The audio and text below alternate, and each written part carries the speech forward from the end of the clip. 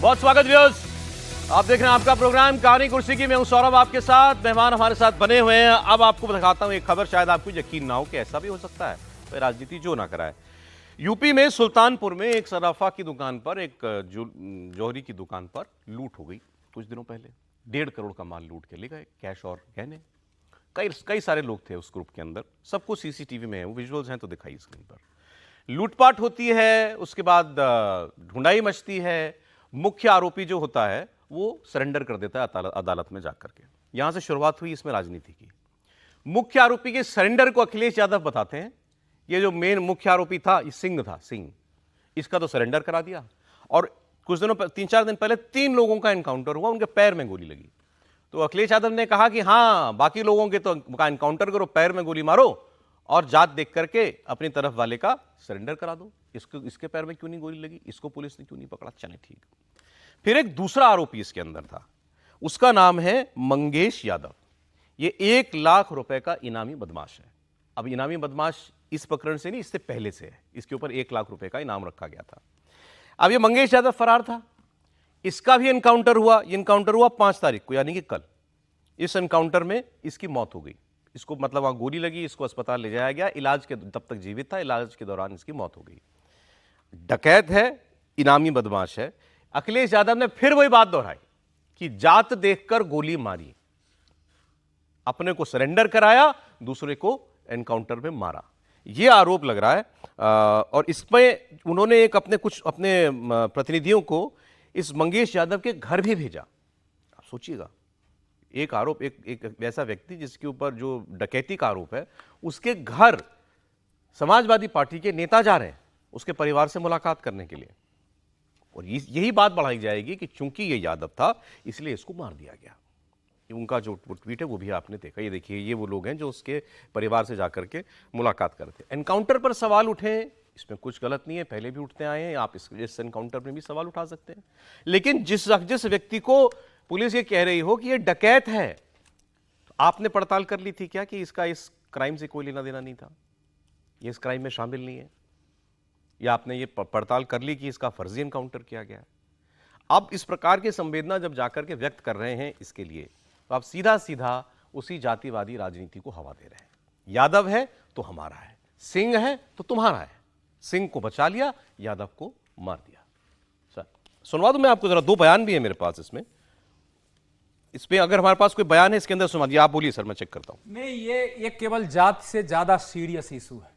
देखिए, हम लोग जब छात्र जीवन में थे तो उस समय भारत में राजनीति के अपराधीकरण का दौर चला था, क्योंकि नेता जब अलोकप्रिय थे तो अपराधियों को लाकर आगे उसको संरक्षण देना, उससे बूथ लुटवाना, लेकिन वो सामने नहीं आते थे कि हमारा आदमी है ये। उसका जो सबसे प्लस पॉइंट है। बाद में क्या हुआ एक दौर में कि कुछ अपराधियों ने सोचा कि हम तो नेताओं के लिए जब काम कर सकते हैं तो अपने लिए क्यों नहीं काम कर सकते हैं। तो फिर अपराधी राजनीति पर हावी होने लगे। फिर नेताओं ने तो अपराधियों का एक दूसरा संरक्षण दिया और देश में गैंगवार शुरू हुआ था। वो गैंगवार होता था 2 अपराधियों के बीच, एक नेता का एक अपराधी, दूसरे का दूसरा अपराधी होता है। उत्तर प्रदेश, बिहार, झारखंड सहित और बंगाल का एक बड़ा क्षेत्र जो है इसका पार्ट होता है। और यहीं से निकल के अंडरवर्ल्ड महाराष्ट्र तक गया था, उत्तर प्रदेश से और बिहार से निकल के। ये जो घटना घट रही है, ये कैसे एक अपराधी के महिमा मंडन की जाति के आधार पर कोशिश हो रही है, तो ये क्या राजनीति के अपराधीकरण की प्रकारांतर से और लौटने की घटना हो रही है? क्योंकि हमने 2 डिटेल दे रही है मुझे, आप सेंटेंस कंप्लीट कर लीजिए। हमने अंसारी परिवार में भी देखा, जब मुख्तार अंसारी की मृत्यु हुई तो समाजवादी पार्टी के नेता, विधायक वहां जाकर के बता रहे हैं ये तो गरीबों के रहनुमा थे। सर, मैं मुख्तार अंसारी का एक पल के लिए फिर भी स्वीकार कर सकता हूं, क्योंकि उसको आप लोगों, मतलब हमारी जनता ने उसको विधायक भी बनाया, सांसद भी बनाया, सांसद बनाया, विधायक बनाया, तो वो तो नेताजी हो गया था, माननीय हो गया। अपराधी तो इसका सुने ना, सुने, मैं बता रहा हूं, इसकी डिटेल दे रहा हूं आपको। ये मंगेश यादव की डिटेल, अखिलेश यादव ने जो लिखा वो सुन लें पहले, कि 2 दिन पहले जिसको उठाया और एनकाउंटर के नाम पर बंदूक सटाकर गोली मारकर हत्या की गई, इसके बारे में वो कह रहे हैं कि इसको 2 दिन पहले उठा लिया था, बाद में इसको गोली मार के मार दिया। अब उसकी मेडिकल रिपोर्ट बदलवाने का दबाव डाला जा रहा है। इस संगीन शासकीय अपराध का सर्वोच्च न्यायालय तुरंत संज्ञान ले, इससे पहले कि सबूत मिटा दिए जाए। चलिए ठीक है, तो अखिलेश यादव को पास कोई जानकारी है, ये व्यक्ति पहले पुलिस के पास आ चुका था, पुलिस ने पकड़ लिया था और बाद में इसका एनकाउंटर किया। जांच की मांग आप कीजिए, आपने सुप्रीम कोर्ट से जांच की मांग की है, आप कीजिए। लेकिन क्या ये अपराधी नहीं था? क्या ये डकैत नहीं था? सवाल इसमें मुख्य सवाल ये है। आप करें मांग एनकाउंटर की जांच की, तो इसमें किसी ने नीचे, इनको जब इन्होंने लिखा तो नीचे ही यूपी एसटीएफ ने सर इसकी पूरी कुंडली निकाल करके डाल दी। 12 केस, 8 दिख रहे हैं इसमें मुझे, आप कह रहे हैं 12। हाँ, 12 जो है स्थानीय, और भी आ जाएगा। 12 मामले इसके ऊपर, गैंगस्टर एक्ट इसके ऊपर लगा हुआ है। अपराध सुल्तानपुर, जौनपुर, प्रतापगढ़, 3 जिलों में इसके खिलाफ मामले दर्ज हैं, 12 मामले दर्ज हैं। अब धाराएं गिनने जाऊंगा तो बहुत सारी हो जाएंगी, बहुत सारी धाराएं इसके ऊपर लगी हुई हैं। एक व्यक्ति जिसके ऊपर गैंगस्टर एक्ट लगा रखा है पुलिस ने, 8 मामले, उसकी पूरी हिस्ट्री शीट खोल करके रख दी है। अखिलेश यादव कह रहे हैं कि इसके परिवार के साथ जाकर के हमको संवेदना व्यक्त करनी नहीं, अखिलेश यादव अगर दोनों बात बोलते ना कि भाई अपराधी कोई है, अपराधी का रिकॉर्ड है, लेकिन पुलिस ने इनकाउंटर किया है, मैं उसका विरोध करता हूं, बिल्कुल, तो वो तो बोल ही नहीं रहे हैं ना। समस्या तो यही आ रही है कि क्या चुनाव जीतने के लिए मुलायम सिंह यादव जी पर भी तो यह था कि डकैतों को, अपराधियों को शरण दे करके, अपराधियों के संरक्षण उनको खड़ा करके और वो चुनाव जितवाते थे। तो क्या अब समाजवादी पार्टी के अंदर एक नई सोच फिर से उभरी है कि इस प्रकार के जो गैंगस्टर हैं, जो अपने क्षेत्र में भय से वोट भी उत्पन्न करते हैं, पैसा भी लगाते हैं चुनाव में, आने वाले चुनाव में अगर उनका उपयोग करना है तो उनके साथ जाके वहां खड़ा होना पड़ेगा। इसलिए मैं केवल इसको कास्ट पर नहीं जा रहा हूं, क्योंकि हम लोगों ने वो समय देखा है जब आम आदमी वोट डालने नहीं निकल पाता था, और निकलता था तो उसको बूथ से धक्का मार दिया जाता था, 2 आदमी गोली चलाता था, बूथ लूटे जाते थे, और ऐसे ही गैंगस्टर अपराधियों का बोलबाला था। पुलिस आपने जो कहा बिल्कुल ठीक है। अखिलेश यादव अगर ये कहते कि अपराधी था लेकिन फर्जी एनकाउंटर नहीं कर सकते आप, हाँ, तो बात समझ में आती है। अगर आपका आरोप है तो देखिए, अखिलेश यादव को तो यादव है तो उसमें इसको यादववाद नजर आ रहा है। आज ही हर्षवर्धन त्रिपाठी जी ने एक स्टोरी शेयर करी थी, उसके अंदर आदित्य राणा का जिक्र है उसके अंदर कि 2023 में एक बिजनौर का अपराधी था, आदित्य राणा, गैंगस्टर था, उसका एनकाउंटर हुआ था। क्या तब अखिलेश यादव ने इस बात का जिक्र किया था? तो राणा का अगर एनकाउंटर होगा तो अखिलेश यादव और बाकी सब चुप रहेंगे। अगर कोई एक यादव मिल गया या उनका जाति के वोट बैंक का मिल गया या ऐसा मिल गया जिससे उनको लगता है कि उसका जिक्र करके वो जाति की राजनीति कर लेंगे, मिल गया बिल्कुल, तो वो उसका वोट बैंक लेने के लिए। मैं उल्टी बात कह रहा हूं सर, इसको ऐसे भी सोचिए। अगर मान लें इनका आरोप, एक सेकंड के लिए इनका आरोप सच मान लें, तो आप योगी आदित्यनाथ को इतना कच्चा आदमी मानते हैं कि वो एक यादव का एनकाउंटर करवाएंगे और शोर मचवाएंगे पूरे प्रदेश के अंदर कि मेरी सरकार ने यादव मार गिराया है? देखिए, 2017 से जब से योगी आदित्यनाथ उत्तर प्रदेश के मुख्यमंत्री बने हैं, आप लॉ एंड ऑर्डर की सिचुएशन देख लीजिए, जितने एनकाउंटर हुए, जितने लोग उसके अंदर मारे गए, जितने गिरफ्तार हुए, अगर आप सूची देखोगे तो उसमें ठाकुर भी हैं, उसके अंदर ब्राह्मण भी रहे, विकास दुबे का एनकाउंटर हुआ था, कई लोगों का एनकाउंटर हुए। तो ये तो बार बार योगी आदित्यनाथ कह रहे हैं कि अपराधी अगर अपराध करेगा तो अगले चौराहों तक वो जिंदा नहीं पहुंच पाएगा। आप अगर अपराध करना है तो उत्तर प्रदेश छोड़ दो। तो मुझे ऐसा लग रहा है कि बार बार जिस तरीके से अखिलेश यादव जाति का जिद कर रहे हैं, अपनी खास जाति का वोट देख रहे हैं, खास धर्म का देख रहे हैं। एक और है, जो मुख्तार अंसारी का जब हुआ था तो अखिलेश यादव घर गए थे, तो क्यों गए थे अखिलेश यादव मुख्तार अंसारी के पास? उन्हें पता था जिसका वोट बैंक उन्हें चुनाव में काम आएगा, उनका भाई चुनाव लड़ता है, लोकसभा चुनाव जीता है। तो जो यादव और मुसलमान और यादव जो अखिलेश का वोट बैंक है, जिसके दम पर अखिलेश यादव राजनीति करते हैं, तो अखिलेश को तो जाति और जात ढूंढना पड़ेगी उसमें। मैं फिर लेकिन एक डिफरेंस देखता हूं, आप फिर दोबारा वही बात हो जाएगी। अखिलेश वो मुख्तार अंसारी और उनका जो भाई सांसद है, उनके यहाँ जाना और इस व्यक्ति के घर पर जाना, दोनों थोड़े अलग मामले हैं। वो तो आपने बनाया ना उसको सांसद विधायक, ये तो आदमी शुद्ध अपराधी था और कुछ नहीं था। विजय जी, इसमें 2 कंट्राडिक्शन है। एक खबर दे दो बस, एक और एनकाउंटर की खबर आ गई। अयोध्या में एक एनकाउंटर हुआ है। अयोध्या में दलित लड़की से रेप के आरोपी शहबान नाम के एक शख्स का एनकाउंटर किया गया है। अयोध्या पुलिस ने एक दलित लड़की से बलात्कार का जो इल्जाम जिस पर था, शहबान को, इसको गिरफ्तार कर लिया है और इसके पैर में गोली लगी एनकाउंटर के दौरान। जो पुलिस का वर्जन है वो ये है कि कल रात ये बाइक से जा रहा था, पुलिस ने चेकिंग लगा रखी थी, इसने पुलिस की बैरिकेडिंग देखी तो ये भागने लगा और पुलिस ने जब इसे रोका तो इसने पुलिस के ऊपर फायरिंग कर दी और पुलिस ने जवाबी कार्रवाई करते हुए गोली चलाई, जिसमें एक गोली आरोपी के पैर में लग गई, जिसके बाद पुलिस ने इसको अरेस्ट कर लिया है। गिरफ्तार आरोपी के पास से मोटरसाइकिल, 315 बोर का तमंचा, जिंदा कारतूस, खोखा, ये सब बरामद हुआ है। पुलिस कह रही है कि जब आरोपी से पूछताछ की गई और भागने के बारे में पूछा गया तो इसने पूरी घटना को बता दिया। इसका एक दूसरा साथी था, वो लेकिन इसमें भागने में कामयाब हो गया, वो भी आरोपी है इस बलात्कार के मामले में। लड़की के पिता ने पुलिस में शिकायत दर्ज कराई थी कि मुस्लिम युवक है, उसने उनकी बेटी के साथ रेप किया है और आरोपी ने इसके बाद पीड़िता को जान से मारने की भी धमकी दी है। अभी देखिए इस मामले पर भी कोई शोर उठ जाए, या क्योंकि लड़की दलित थी तो शायद इसलिए कोई ना बोले। जी कह रहा हूँ दो चीज़ें हैं इसमें, दो अलग अलग इशू हैं जो आप ठीक से समझ रहे हैं उस बात को। एक तो अखिलेश यादव यदि एनकाउंटर पर सवाल कर रहे हैं तो उसमें कोई ऐसी बात नहीं है, और मैं समझता हूँ कि ज़्यादातर एनकाउंटर्स पर सवाल उठते हैं, उसमें कितने फर्जी हैं नहीं है, क्योंकि हर बार मजिस्ट्रेट इंक्वायरी होती है, उसके बाद उसकी रिपोर्ट आती है क्या होता है।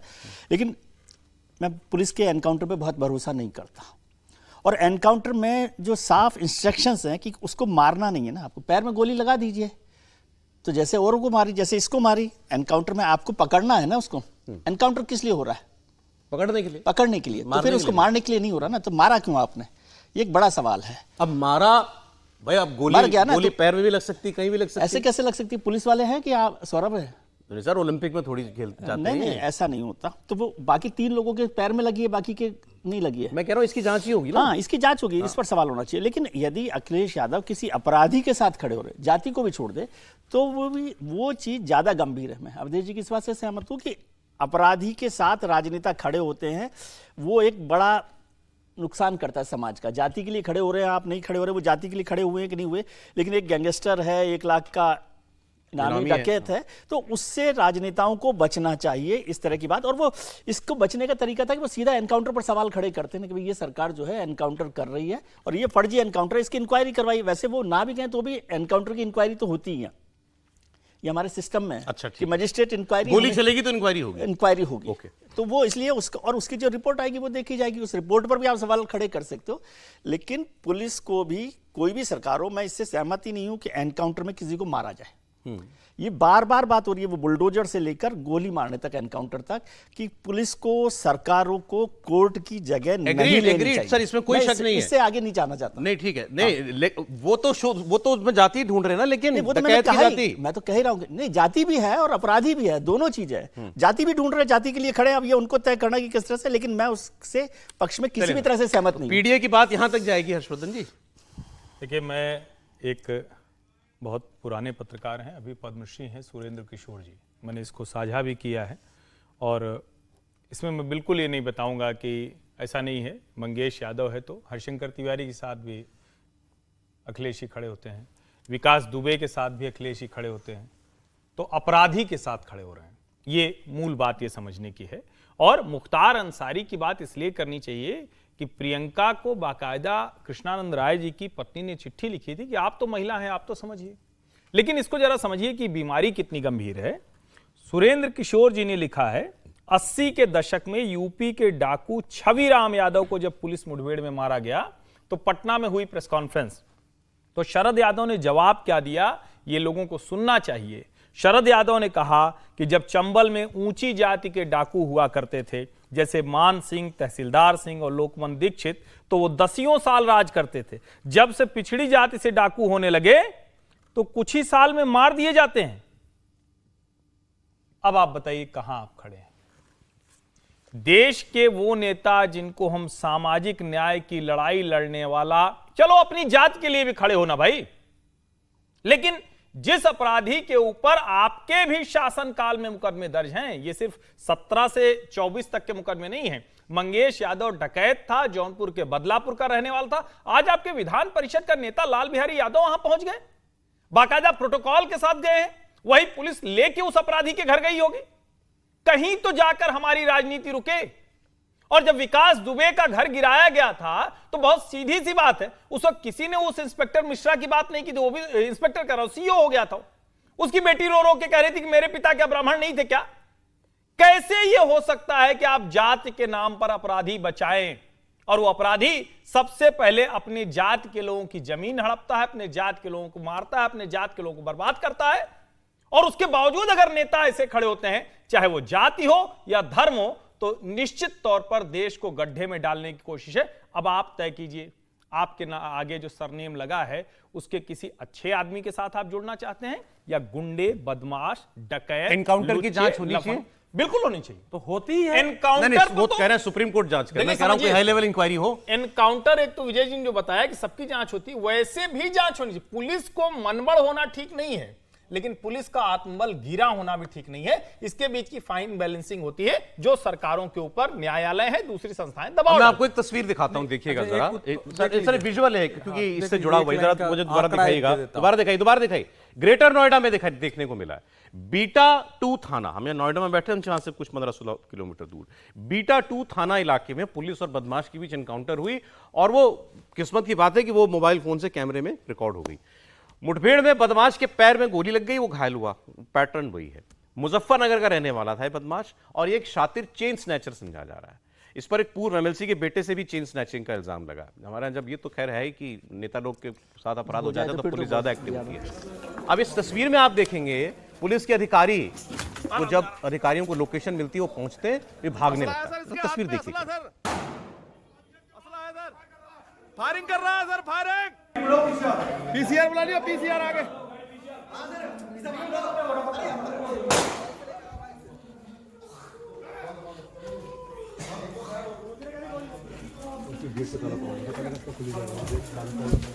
सर बता देना।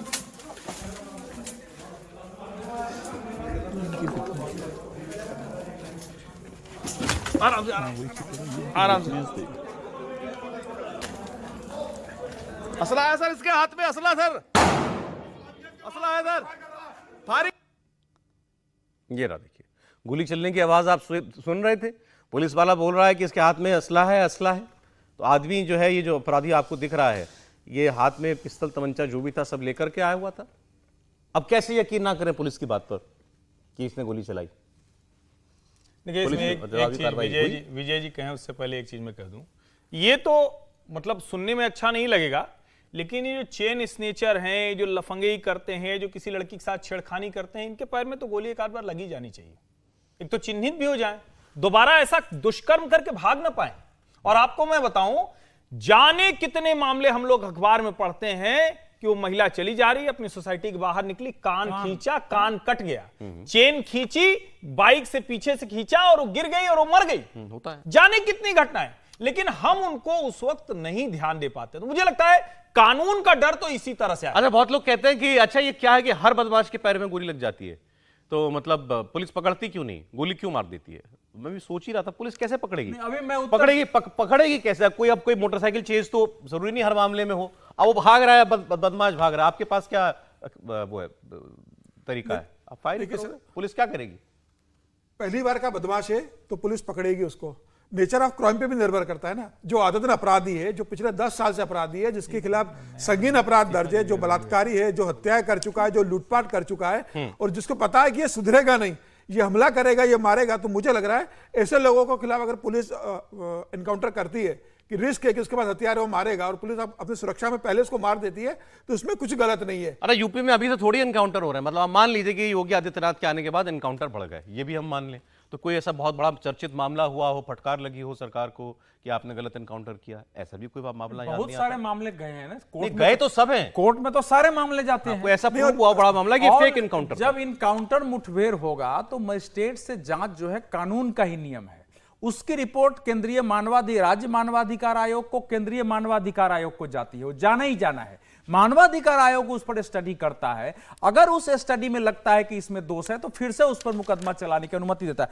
देखिए, योगी आदित्यनाथ सरकार की मई 2024 तक के आंकड़े हमको मिले थे कि 20 मार्च 2022 से अब तक 12,509 पुलिस मुठभेड़ हुई। ध्यान दीजिए, लोग कहते हैं कि इनकाउंटर में मारे जा रहे लोग गए, 12,509 में 201 अपराधी मारे गए। कब से कब तक? ये 20 मार्च 2022 से लेके 31 मई 2024 तक का है, लगभग। और इसमें गिरफ्तार हुए हैं 26,280 और घायल हुए हैं 6,639। तो ये जो एक आंकड़ा दिया जा रहा है ना कि पुलिस जो है मार ही देती है, अब 12,000 में से 201 मारे गए हैं, अगर 6600 के करीब घायल हैं, 26,000 के आसपास उसमें से मुठभेड़ से अरेस्टिंग हुए हैं, तो कुल मिलाकर इस संख्या को देखना पड़ेगा।